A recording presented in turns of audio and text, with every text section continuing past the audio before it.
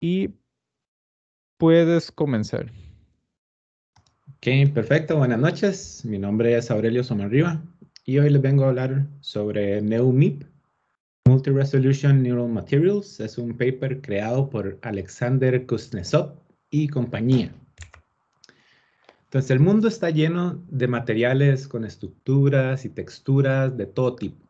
Por ejemplo, vemos una montaña, puede estar compuesta de millones, millones, millones de hojitas de pasto.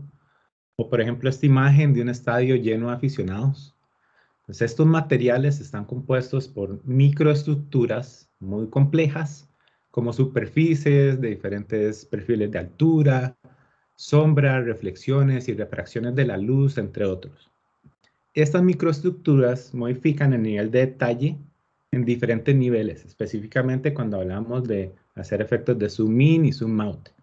Entonces, por ejemplo, si le hacemos zoom in a esta foto y le hacemos más zoom in, eventualmente nos damos cuenta que son minions, pero aquí la idea es que la tecnología detrás de estos procesadores de gráficos han hecho grandes avances en el modelado de este tipo de fenómenos, ya sea zoom in, zoom out, y cómo específicamente se mueve la luz en estas microestructuras muy pequeñas y complejas. Y hoy nos vamos a entrar un poquito más en este tema. Entonces, como agenda tenemos una parte importante que vamos a repasar ciertos conceptos que creo que es importante para saber de qué está hablando los autores. Después ya vamos a entrar un poquito en lo que es el NeoMIP, en los experimentos que ellos hicieron. Vamos a ver un demo y vamos a terminar con nuestras conclusiones. Entonces, vamos a empezar con algunos conceptos importantes antes de entrar en el tema en sí y vamos a ver algunas propiedades básicas de los materiales al entrar en contacto con la luz. Entonces, primero que todo, vamos a hablar un poquito sobre cómo se distribuye la luz en nuestra realidad. Entonces, el sol siempre va a ser nuestro punto de referencia y él es básicamente el que nos da la luz. Entonces, si vemos un rayito de sol, obviamente hay millones y millones y millones de rayos, pero este rayito de sol eventualmente va a llegar y tocar un objeto. Este objeto va a interactuar de varias maneras con el rayo. Por ejemplo, se puede reflejar el rayo, se puede refractir. Por ejemplo, el rayito se puede ir por el árbol y se puede volver a reflejar hasta que eventualmente pierde toda su energía. También existen otros efectos como el de shadowing, que ese es muy importante, el de sombras. Sin embargo, pueden ver que se dice self-shadowing y eso es porque cuando hablamos ya en términos de entornos digitales, este efecto lo tenemos que nosotros simular. O sea, la sombra no existe en un espacio 3D, no existe. Entonces, eso hay que simularlo y por eso self-shadow. Otros efectos como subsurface scattering, este es, por ejemplo, se puede explicar fácil. Si ponemos el dedo cerca de un bombillo, podemos ver que nuestro dedo como que se vuelve un poco translúcido y eso es porque la luz está pasando a través de él y entonces ese es el efecto de subsurface scattering. Ahora, ¿por qué todo esto es importante? Entonces, cuando hablamos del mundo digital, estos objetos son representados por medio de modelos en 3 dimensiones. Nosotros tenemos que buscar las texturas y las propiedades de estos objetos. Y eso va a modificar en gran manera cómo interactúa la luz con estos materiales.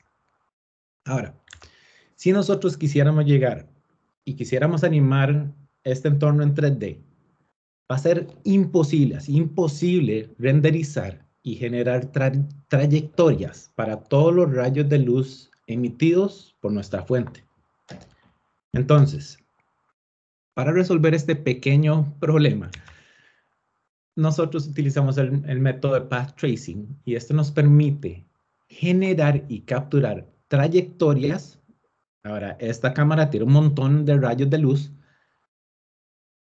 y lo que nosotros vamos a hacer es que solo vamos a seguir la luz que generó que va directamente hacia nuestro objeto de iluminación. Todos los demás, obviamente no nos interesa, solo los que se involucran entre la cámara y nuestro objeto de iluminación. A esto se le une el método Monte Carlo, y esto lo que hace es que en vez de tirar todos los rayos de luz de la cámara, vamos a hacer trayectorias y generar trayectorias de muestras aleatorias. Y esto igual nos permite renderizar con gran precisión gráficos en 3 dimensiones.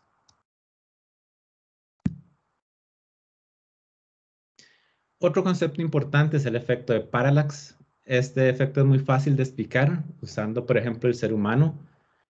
Si tenemos un objeto y nos tapamos un ojo, podemos ver que el objeto como que se mueve debido a que cerramos un ojo, y si nos tapamos el otro, vemos como que ese objeto se vuelve a mover, y ese es el efecto parallax. Es el desplazamiento o diferencia en la posición aparente de un objeto observado desde 2 puntos de vista diferentes. Entonces, ya vimos, efectos como zoom in, zoom out, es muy difícil hacer eso. Renderizar objetos a diferentes escalas termina siendo un problema fundamental en la rama de gráficos de computadoras.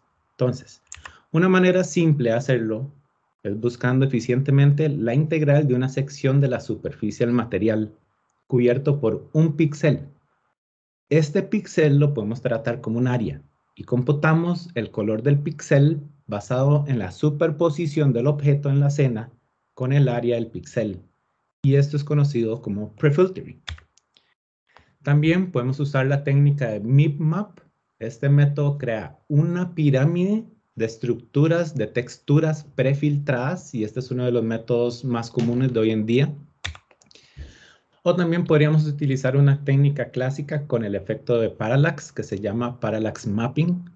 Este método trabaja computando un offset en la textura utilizando el mapa de alturas y el valor normal.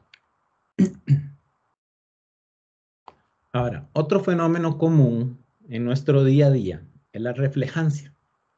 Digamos, cuando lavamos el carro y que queda todo limpiecito y brillante, podemos ver que la pintura incluso refleja haciendo como un efecto medio de espejo. En 1999, Dana y compañía inventan la noción de un BTF, o Bidirectional Texture Function, por sus siglas en inglés. Esta es una función de 6 dimensiones que nos permite describir cuánta radiación una superficie va a reflejar.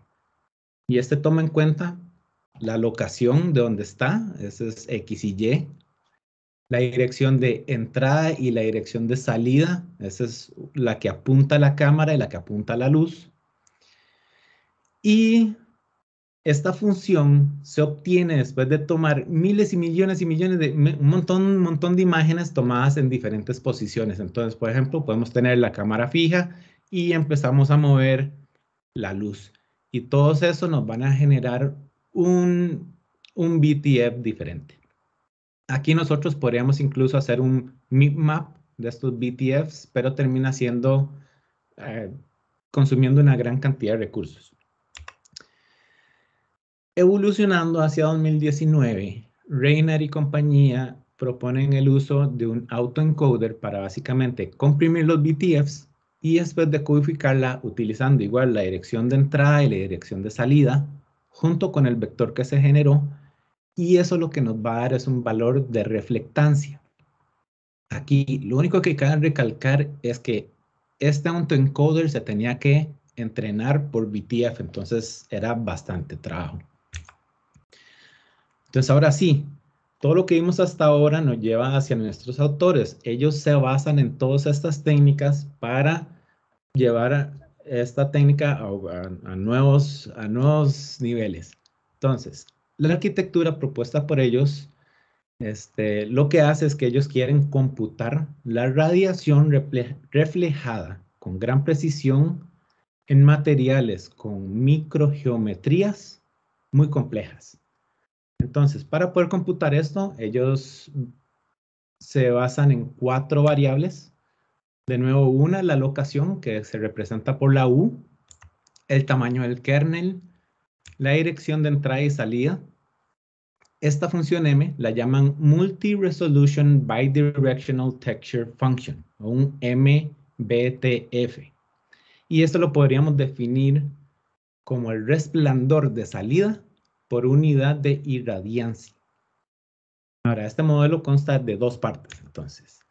Una pirámide de texturas neuronales P y un decodificador que es un multilayer perceptron F. Entonces, hablemos de este baseline. Ya vemos que son dos partes. Entonces, si hablamos de la pirámide, esta nos permite codificar materiales con apariencias multiescalas muy complejas. Entonces, en vez de utilizar una única textura neuronal, los autores crean una pirámide P, que es un set de texturas neuronales. Cada textura neuronal se optimiza de manera independiente y esto permite que los MBTFs puedan representar de gran manera la apariencia de los materiales en casi todos sus niveles. Para nosotros consultar y tener una textura neuronal de nuestra pirámide, se utiliza la interpolación trilineal, utilizando la locación U y el tamaño del kernel sigma. Ahora, ya que tenemos nuestra textura neuronal seleccionada, seguimos a nuestra segunda parte. Esta consiste en un multilayer perceptron que funciona como un decodificador de materiales. Entonces, esta nos va a calcular la reflejancia utilizando esa textura neuronal que seleccionamos de nuestra pirámide junto con la dirección de entrada y salida. Esta red neuronal consta de 4 capas. Tiene 25 dimensiones, cada una de estas capas tiene 25 dimensiones de salida. Y nuestra salida, la última salida es de 3 canales, representando los colores red, green y blue. Y este es el valor, básicamente, la reflejancia del material.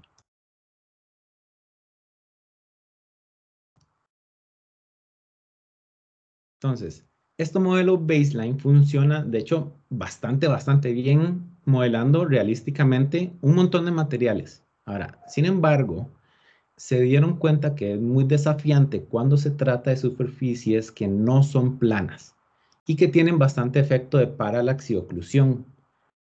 Ahora, ellos aquí podrían incrementar la red neuronal, sin embargo, no sería lo ideal. Entonces, ellos lo que hicieron para mejorar estos resultados en materiales complejos no planos, ellos diseñaron una red neuronal que puede predecir un offset, muy parecido a lo del parallax mapping. Esto lo que hace es que ayuda a calcular un offset neuronal y este lo que nos va a dar es una nueva locación en la que vamos a hacer la búsqueda en la pirámide. Y esto nos va a permitir tener esos efectos tales como el parallax y arreglarlos. Entonces, ahora sí, ya vimos cómo funciona el modelo, pero ¿cómo llegamos hasta ahí a la teoría y cómo compramos todo eso? Entonces, ellos generan MBTF sintéticos construyendo todas las microgeometrías. Ellos usan un path tracer estándar a base de CPU y una cámara que genera rayos modificadas y estas las usan para renderizar todas las texturas. Ahora, en la mayoría de los casos, estas microgeometrías se construyen ya sea juntándolas o desplazando estas texturas de alta resolución y manipulando la reflejancia usando propiedades de otras texturas, ya sea el albedo, la dureza, la metalicidad o las microescalas que se pueden encontrar. Por parte del entrenamiento, la entrada a nuestro modelo ya vimos que consta de 4, la dirección de la luz, la dirección de la cámara, la locación XY y el radio del kernel. Cuando se entrenó, más o menos un batch de datos, eran más o menos 1 millón de búsquedas, convergió en más o menos 30,000 iteraciones, 30,000 epochs que el modelo se entrenó. Y eso llegaron a tener una máxima resolución de 1024 y esto duró más o menos 90 minutos entrenándose. Ya sabemos que tenemos 3 canales de salida que básicamente nos representan la reflejancia en rojo, azul y verde. Entonces, ya una vez que ellos entrenaron, ahora sí, entonces, ¿cómo lo utilizamos? ¿Verdad? Existen varios engines ahorita que es específicamente para ser renderizado. Entonces, ellos obviamente lo integraron con el engine de Monte Carlo Y obviamente para poder hacer comparaciones entre objetos normales y las texturas neuronales que ellos hicieron. También lo integraron con el engine de Mitsuba, utilizando PyTorch. Y también lograron integrar con un path tracer interactivo usando el framework de NVIDIA Optics. Y esto parece que utilizaron directamente la programación de CUDA. Ahora, para ver los resultados que ellos obtuvieron, obviamente ya habían pasado Rainer y otro montón de gente haciendo muchas comparaciones de zoom in, zoom out y viendo todos esos efectos. En esta podemos ver los resultados de Rainer en varias texturas. Tenemos la lana cocida, lana straight, un caparazón de tortuga, tenemos piedra y también tenemos estereofoam.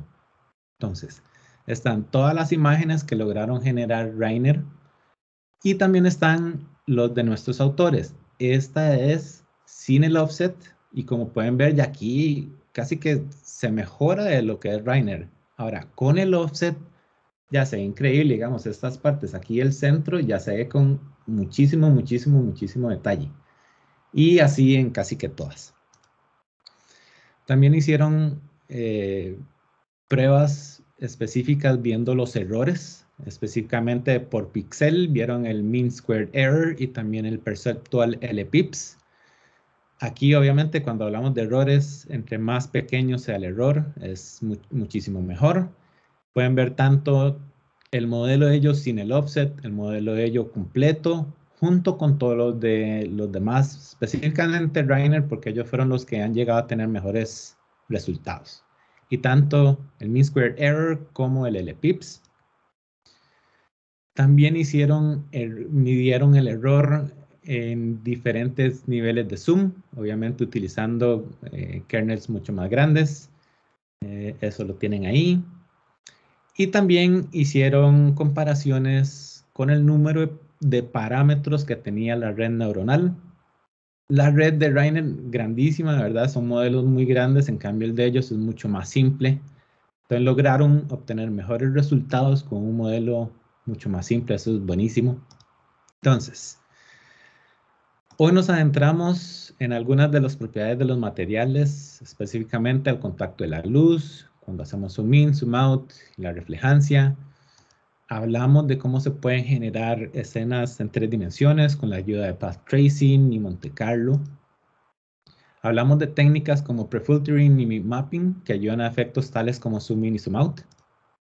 También vimos funciones que nos permiten calcular la reflejancia de los materiales, tanto como los BTFs y los autoencoders de Rainer. Y finalmente nos adentramos en el modelo propuesto por nuestros autores, el NeoMIP, y cómo mejora considerablemente nuestras imágenes y texturas en comparación a otros métodos anteriores.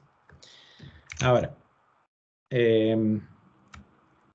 voy a hacer el demo. Había cerrado esto porque creo que está consumiendo muchos recursos. Vamos a abrirlo de nuevo. Pero aquí lo voy a tener para el demo. Creo que me quedan un par de minutos. Y esto obviamente ellos lo hicieron cuando hicieron todo esto, quitarle la rotación. Y aquí nosotros podemos escoger el tipo de objeto, al menos la forma del objeto, si queremos curvo, pedazo de como un paño, si queremos una bolita. Y también tenemos los materiales. Entonces aquí tenemos cave, cliff, tenemos un montón. A mí normalmente el que me gusta enseñar aquí en este caso es el victoriano o el de tela. Me parece que son los que uno puede ver muchísimo más. Pueden cambiar la escala V. Pueden cambiar la ubicación de la luz también para ver eso. Tanto X, Y, Z. Entonces todos estos los pueden mover. Pueden cambiar el color.